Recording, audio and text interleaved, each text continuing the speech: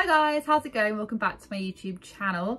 So today we're going to be having just some little bits that I've gotten from 3 different creators in general. It's like a little YouTube family drama thingy that I do every so often. But yeah, I've got 3 different things. Three.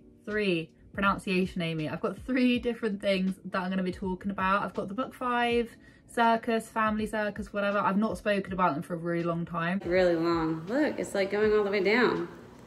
And since he's my favorite child, I'm going to give you a really good haircut. Okay.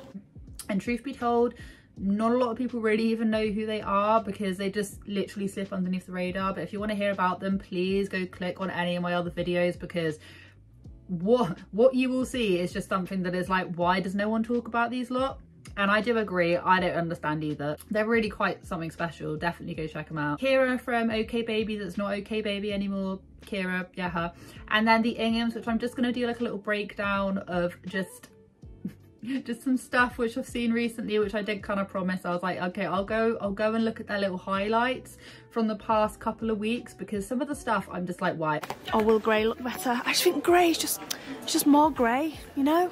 It's just more grey. There's already a lot of grey. They're trying so hard to be relatable when they're just not relatable, and I just don't understand it. It's like, okay, you're either one of us or you're not, or you can be just another one of these YouTube families, buy loads and loads and loads of expensive tat and just whatever, be completely unrelatable. But you can't be both, and I feel like they're massively struggling with just trying to work out where the hell they even fit anymore. Probably because their views are dipping, but whatever. The MCFIVE Circus, MCFIVE Family Circus, 5 Family, whatever. I've spoken about them before. I'm gonna try and do like the briefest of breakdowns I can of them. So basically there's a few of them. There's 3 kids, I think, or 4 kids. This is going off to a really bad start. Kelly and the dad, who they kind of know as Helmet Guy, they do lots of aerial things, hence the reason why they're called Family Circus, although they only actually obtained their aerial, what are they called? Aerial aerobic things, you know, with like all the bands and the ribbons and stuff. Okay, well, they only actually obtained that during lockdown apparently, so they haven't been doing it for ages, but they really did climb to popularity. They are the absolute epitome of trying to set up situations and circumstances where they're getting their kids all angry, upset, crying, teary, and then filming it on camera. Their kid has additional needs, doesn't really quite understand what's going on. The middle child they nickname It and It, so they kind of refer to her as It, which is already awful. And they get her to do all this really wild things. They feed her lots of sugar. They also feed her coffee. This child drinks coffee every single morning and like bowls of sugar and stuff. And their youngest child looks a bit confused as to what's going on at all times. If you're interested in that, go look in any of my last videos. But they're basically literally a circus in every single way of the word. It's just a bit of a mess. Hair? No. All right, to make this fair, since you are the favorite, she's gonna help cut your hair. No. Okay? Hit the like button if you want to see little mama. Let me back this up. So little mama is gonna cut Preston's hair. Reminder, Preston is my favorite child, so she's not upset at all about that, are you? The video was actually sent to me by a lovely subscriber of mine. So Kelly was standing behind their youngest, their boy, I think it's the youngest, was standing behind their little boy with a pair of like razors, like clippers to do the hair. And she kept on banging on and on and on. This kid obviously looked extremely uncomfortable. I won't show you the face, but looked extremely uncomfortable. She's banging on about how this kid is her favourite, right in front of the child that they call It, who's a bit of a wild child, even though I'm pretty sure they just get her to do that to act up for the camera, like drawing on the walls and all of that kind of stuff. Like being mommy's favorite? Yeah. I do have 3 kids. However, sometimes you just had to choose favorites. What do you mean? What do you mean? What do you mean you have a favorite? This is awkward. Standing behind this child going, oh, well, you're my favourite, and the middle child, she looked quite upset by this whole thing, like you would be if you're being told that you're not loved as much as your other sibling. And then Kelly then decides to hand over the razors, clippers, whatever, to their other child and say, oh, she's now gonna cut your hair.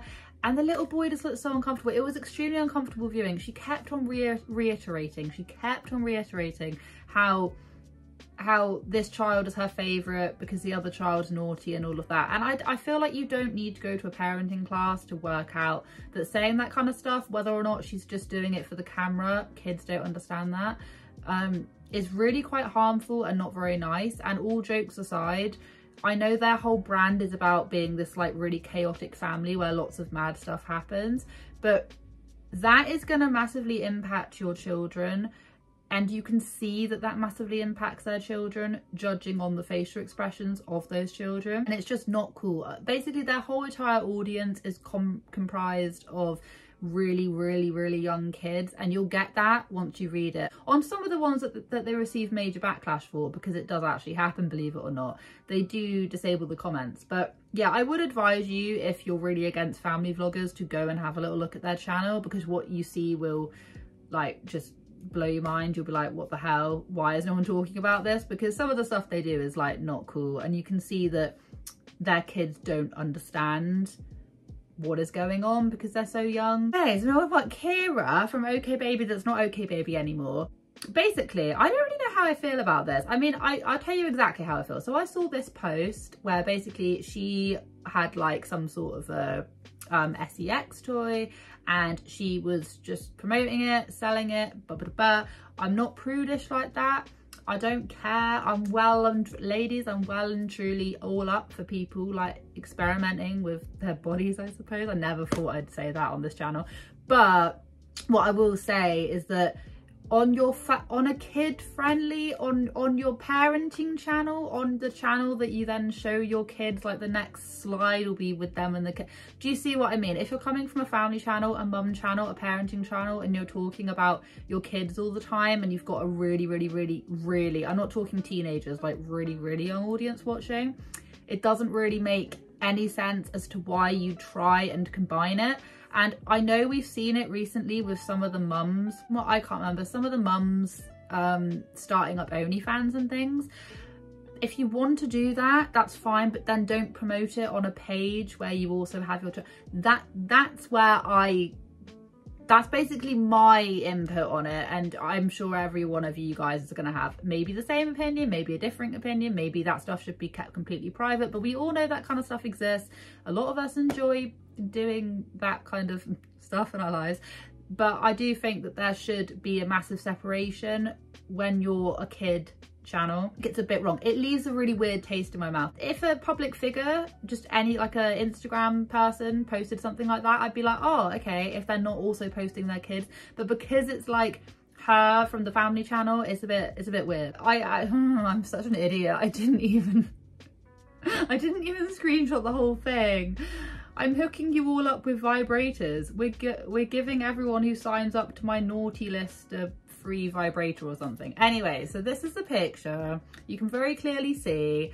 I've got no idea if it's still there anymore. I managed to cut off half the picture. Like, I am quite literally the worst content creator known to mankind. But you can see, and yeah, you know, and I just don't think that maybe, I don't know, pick a lane, family friendly, child content or not, but you can't, I don't think you can combine them both. Someone said, listen girl, get your coin, but like with your kids in the same Instagram feed doesn't feel right. Remember when KYRA wouldn't even swear because kids and younger audience? Just here for the comments. The link is saying not to use it because it will steal your information and money. Dude, just admit defeat. Reopen a random blanket business under a guise and continue your money journey there. Your kids do not need to see this. And yeah, I would say that's true, but a part of me goes, well, you know, like, it's human nature, whatever. But then another part of me is going like, yeah, but we know what other kids can be like. We know how kids can feel embarrassed about seeing, hearing or reading anything about that to do with their parents. Like, there is a reason psychologically why you don't like hearing about your family members doing that kind of stuff. There's an actual psychological reason behind it. It's not just me being here being like, I'm a prude. And the thing about the stealing of the money, like, oh, come on now. Like, imagine if it was like actually just complete scam business. Already alarm bells are going off inside my head. But yeah, what do you guys think about that? Okay, right, we're ready. Right, I'm gonna reel off some things because basically I've been kind of keeping, I mentioned this in a last video, I've kind of been watching what the Inghams are doing, and I've basically been following them a little bit since they went to Disneyland Paris. I wonder why it can't be Disneyland Florida. I wonder why. Anyway, all jokes aside, they do say that they go there every single year. I haven't ever been the biggest INGHAM follower, but what I will say is, didn't they always used to go to the Florida one? The combination of the cold and the Christmas music and the decoration, there's no place like it. Makes me chuckle that. So whatever, so already I'm a bit curious, and the reason why I was a bit curious was because basically, so every single year the INGHAMs, like one of their major money grabbers, money earners for the whole entire year, is doing these ridiculous over the top what we got our kids for Christmas, like where I'll show you the thumbnails, where they basically sat there and all the stuff's flagged up behind. Now a lot of families do this, and I actually, this was just on my newsfeed, literally just on my subscription page.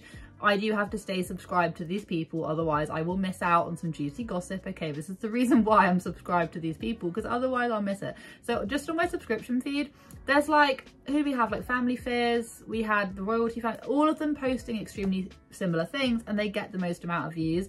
Gosh only knows why. Like, I don't really understand why you'd want to watch other kids open up presents, but to each their own. I did notice that they're still going along with that whole like, oh, buying loads and loads and loads and loads of things, like, but then in the same breath, Sarah's then banging on about how she wants to donate to kids less fortunate, and that, you know, family, like having gifts isn't everything and stuff, and I'm just like, you can't like pick a lane. Are you still accepting toy donations? Yeah. Yeah, okay, great. Trolley right at the end of the till. I've got a trolley. I'm going to get a trolley to go into my boot. And like, obviously, yeah, it's very, very, very nice that she did in fact donate, don't get me wrong. However, you then follow it up with this like ridiculous overspending, and I just feel like they are only really doing that to try and keep their channel going, because they, you know, all of the videos they've ever done like that have gotten mad amounts of views. They're obviously just still doing this to try and keep appearances, and they can't quite pick where they're going to go, because all these YouTube families just do these completely over the top lavish expenditures on this tat that the kids will barely even look at. So I thought I'd just do some little highlights on the stuff that I've noticed. So first off, they did in fact go to Disneyland Paris. How much they love Disney. Like, Chris is literally walking around going, oh god, it's the best thing ever. And then the title of this video was, our Disney hotel was covered in poo. So you can't love Disney that much to throw it underneath the bus. Whether or not this hotel room was even covered in poo, I've got no idea, because I swear to you, so many bad things happen to them on a regular basis that I can't quite believe a lot of it. Oh, I don't know if you can see that on camera, but that is literally brown. And then I don't want to touch anything in here. It's like smeared. Does it smell like? They were travelling back from wherever, and they then started like slagging off the people who work for Premier Inn, saying that no one wanted to be there for the breakfast and making it into this great big thing. What is going on with this Premier Inn? Oh my lot, don't even get me started on breakfast this morning. It's all good. It was chaos. Every single, there was no food out. It was a buffet, mind you, an all-you-can-eat buffet. There was no food out. There was no plates, no cutlery. No one was serving anybody. But then when they went into a Toby's Carvery not that long ago, they did the exact same thing. Can't work out if they're lying or they actually have the worst case of like hospitality I've ever witnessed, because no one else I meet has this much bad luck with booking things, with hotel rooms, with parking, with traveling, with food. No one I know has this amount of problems. So I can't quite work out if any of this is actually true, but they titled it, our hotel room was covered in poo, whilst also gloating about the fact that they love Disney. There's no place like it. It's like, you don't love Disney that much to then just shove them under the bus like that. This is why I can't really work out if it's actually true or not. Absolutely favourite highlight, my favourite highlight, the best bit of the whole entire thing is Sarah Ingham's recap on boats. Don't you think boats are just so underrated? What? Don't you think boats are just so underrated?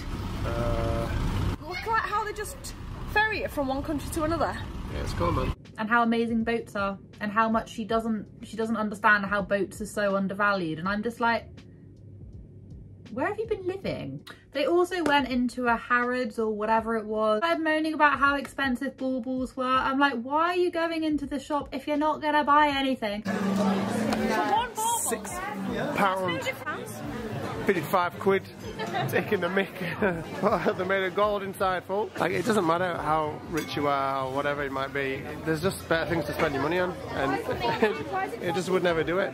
Also, these are the same people who spend a mad amount of money on the most random pointless tap from wherever the hell it may be. It's like, well, maybe people would much rather just spend money on some of the finer things rather than lots of piles of tat, which is seemingly just what Sarah does. The same thing, the exact same thing could be said. Oh my gosh, Sarah's doing this like little home renovation project, right? So she's doing this little home renovation, and in her exact words, she was like, well, I don't really want the, what does she say? She doesn't really want the grey, but she couldn't wait, and she doesn't want to have to wait because she's really, really impatient. And that there is her problem. So I like this ivory colour as well. But either way, can't go for any of them, can I? Because they don't have two sets. They only ever stock one of the bigger size in each colour.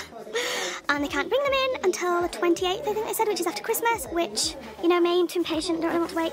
And then I'm also thinking, what's the best way to put them on the wall? Because those ones are eyelet ones, and I don't think that'd be two curtain rails. So this whole thing about the baubles, about, oh yeah, the baubles are too expensive. It's like, Sarah can't even wait like a couple of days till after Christmas for the rug she wanted, or whatever the hell she was doing. They wanted to like decorate this space, right? The one thing I will say, I actually quite like the wood. Loads of people hated the wood. I quite like the wood. The wood looks good.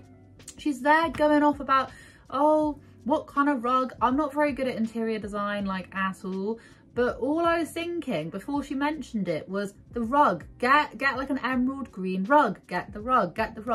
She just goes and buys another grey rug. That whole living room, interior designer hat on Amy, that whole entire living room is just too dark. People were banging on about not liking the green plants. Get more green plants. Get more. Give it more colour. Just anything other than the grey. I'm not into stereotypical black and white, you know, box hat. I'm not. It's just not my style. You can probably guess that, judging on the mess that is behind me, but it's just not really me. It's more grey, you know? It's just more grey. There's already a lot of grey in there. And I feel like just adding that colour will just be too much samey to the sofas and the table that it's sitting on. So I thought like a black. Maybe it's just because it's Christmas time and I'm all about the green right now, but how nice is this like emerald green? It's so nice. Do you have any black? None. Until the 28th of December, and I'm so impatient I want to take one home today. So we're going for a dark grey, which I just said I didn't want, but you know what? The kind guy's getting it down for me now. I'm laying it on the floor so I can see the colour. Well, they're really thick, aren't they? Yeah. They're really thick. Style is subjective, and I do understand that, but it was just the way she was just pottering around trying to get all this different stuff, and I'm just like, that segment went on for way too long. They then had these little lights that came out of the things, and Sarah was umming and ahhing about what looked good, and all I was thinking about was get that rug out of it. Get an emerald green. It would have made the room look so much better. It would have matched the plants. It would have brought a bit of colour. Because they had like a big black bit, it just makes the room look small. Whatever. Moved the clothes and things that were on here and straightened out the cushions, and I kind of like it. Interior designer Amy is not in business, obviously, because I don't really know what I'm talking about, but it was the way that she needed it now. She was like, we're going to redo this room, so we're going to have to do it now, whilst also simultaneously going on about how money isn't everything and all of that. Oh my goodness. Okay, so also a bit when they went into London and they were queuing up to go and see the snowman or whatever it was, and they were standing outside once again. Here's another moment of them being like, oh, drama's happening. Through and doing it, I know we did it, but we cannot find any sort of confirmation that we actually did it. Can't find the tickets in any of our emails. There's just no evidence that we actually did it, but I know we did it. They were like, the tickets aren't on the system, we don't really want to get more tickets, but we can't prove that we bought the ticket. And then they ended up being seated, and then they weren't where they wanted to be, but it turned out better and it was all fine. And it's like, I just don't believe that any of this stuff happens, because every other video there's got to be this big drama. Do we remember what happened with the mouse? With the mouse? This is what I mean. Only them this kind of stuff would happen. Also, they were also going on about how that kid, the hip placement thing, they were basically just droning on about, you know how I hate it when parents start exploiting their kids' illnesses and medical problems and surgeries and stuff. Well, they're already doing that. They did that with her hip. I'm just like, what What is happening over here? Why do we need to see this? Of course, it wasn't really anything to do with the actual vlog anyway. It's just that they needed something to title it to make it really, really stand out. The pinnacle of everything that's been going on with them is the present that Chris Ingham got from his eldest daughter.